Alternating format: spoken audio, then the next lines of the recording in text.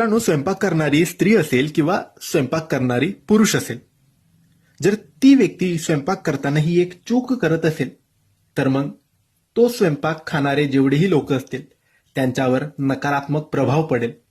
ही चूक कोणती? तर मित्रांनो, स्वयंपाक करत असलेली स्त्री किंवा पुरुष जेही असतील त्या व्यक्तीने कधीच स्वयंपाक करत असताना, खास करून स्वयंपाक करत असताना वाईट विचार मनात येऊ द्यायचे नाही. तुमच्या घरात कितीही कटकटी असतील, वादविवाद असेल, तुमचे कोणाशी काहीही वाद, मतभेद, भांडण असेल, पण तुम्ही स्वयंपाक करताना कधीच मनात वाईट विचार येऊ द्यायचे नाही किंवा सतत ते विचार करत बसायचे नाही. कारण हे विचार जर आपण करू तर आपण जो स्वयंपाक करतोय त्यामध्ये सुद्धा ती नकारात्मकता किंवा ते विचारांची ऊर्जा उतरते आणि मग जे लोक आपल्या घरातली ते जेवण करतील त्यांच्या मनात सुद्धा तीच ऊर्जा प्रवेश करेल. म्हणून स्वयंपाक करणाऱ्या व्यक्तीने कधीच वाईट विचार करू नये किंवा कोणतेही वाईट विचार किंवा कोणतेही भांडणाचे किंवा माझ्यासोबत